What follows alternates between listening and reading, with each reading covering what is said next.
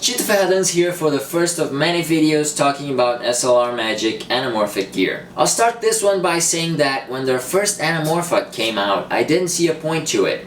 It seemed like a double focus oversized Century Optics adapter for twice the price. Almost 2 years passed before I had the chance to see the lens with my own eyes and test it in person, so I'd like to thank SLR Magic for shipping me these test units and for all the messaging back and forth to clarify my questions and issues. It made me see a lot of things under a different light. One of these things is that Andrew explained me SLR Magic's guidelines are availability, affordability, reliability, serviceability, and accessibility. So instead of making a super expensive ultra high quality lens in very small batches, they focus on having a product that anyone can use without much further knowledge, that's easy to replace or fix in case of accidents, and that yields similar results over time, unlike most old used vintage anamorphics, that you can have like 3 Century Optics and each one has its own quirk.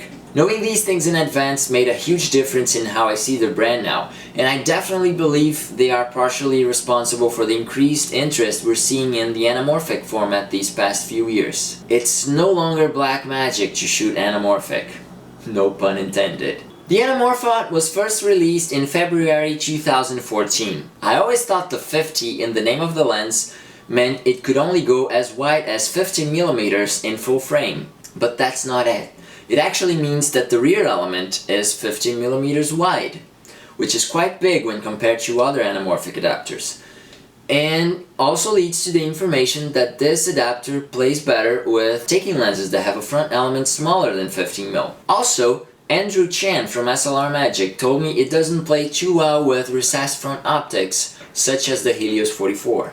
Weighing 380 grams, it's not a heavy adapter. Focus is set between 3 to 4 meters and infinity, so if you're going for something closer than that, you'll have to play with the near and normal dial, which isn't as complex as it sounds. For alignment, the Anamorphot has been recently redesigned, getting rid of the 3 screws design and replacing it with a reverse lock ring, which is quite simple and fast. Flares help fine-tuning, but I was able to get most of it right by just setting this white line straight up. I kind of wished my other anamorphics had a similar locking mechanism. Also, as a lens designed to introduce shooters into the anamorphic world, it comes with a few step rings, such as 49, 52, and 58 to 62mm step rings, being the rare thread 62mm and the front 77. As one of the few anamorphics currently in production, you can get it straight from SLR Magic's website, or Adorama, or B&H for $900, or hunt eBay for a cheaper used one, but they're not so common out there, so just be warned.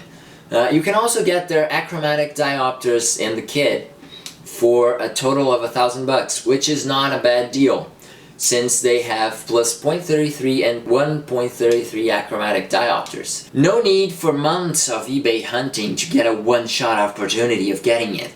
They're usually in stock. As I was told, the Anamorphot works best with that wide angles and not so fast apertures. Chan told me the fastest aperture supported is f2.8 and optimal performance is around f5.6. But, of course, I had to try it at f2 and such. Also, longer lenses make it struggle quite a bit. The near normal ring is much less of a hassle than I expected. It moves the rear element back and forth, so the lens doesn't change size or rotate at all. Remember how I said the Century WS13 is a double focus but not quite? The same rule applies here, but I got the feeling that the distances vary according to the taking lens shoot. For the samples below, I didn't use any diopters, just fiddling with the taking lens and the Anamorphot's focus rings. Edges are bad on the wider end, not as bad as Centuries or Panasonics, and it's not hard to see how quality improves as the taking lens is top down. The manual gives a pretty cool tip about focusing the Anamorphot, so I'll quote it here word for word. The sweet spot can be found by defocusing the taking lens and observing the out of focus highlights, bokeh, on the subject.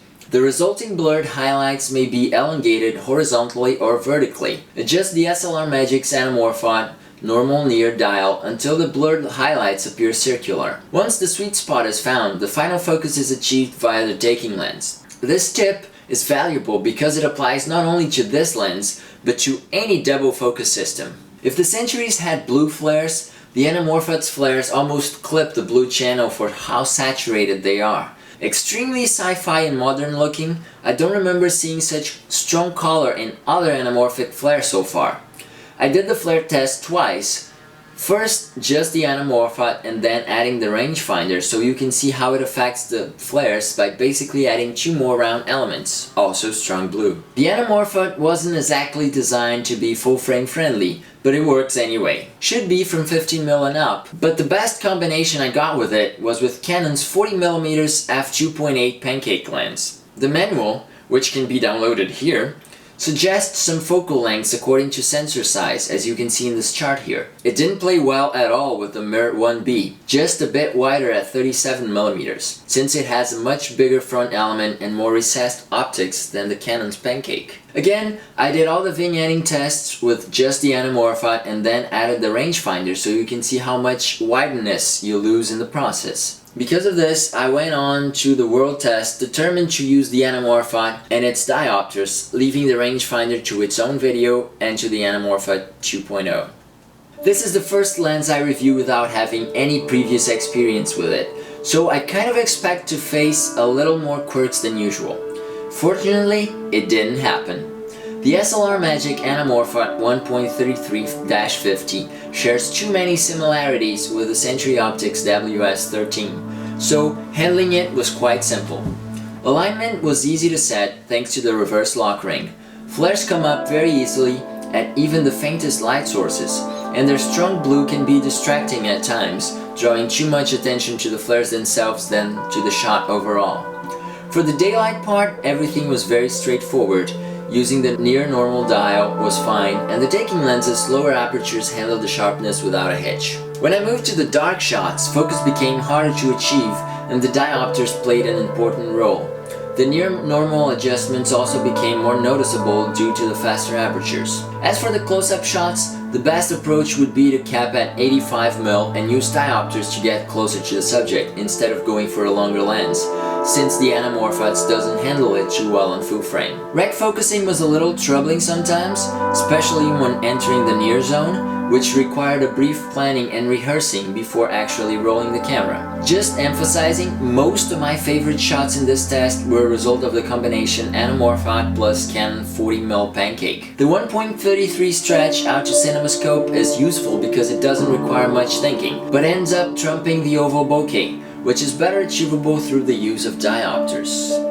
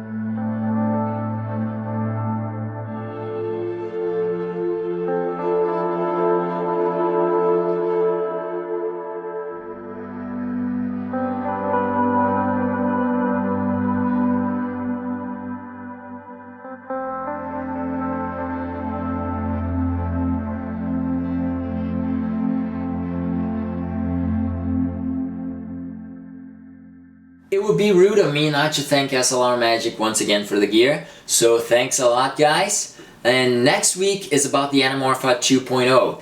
After that comes the rangefinder. Also, I'm planning a 1.33 shootout because I reviewed all of these lenses, and it would be fun to see if we can tell the difference between them just by looking at some shots. Subscribe now if you haven't yet, and then head on to the blog for links, downloads, and more pretty pictures. Thanks for watching, and if you have any questions, shoot them in the comments below, and I'll get back to you. See you next week. Verheddings out.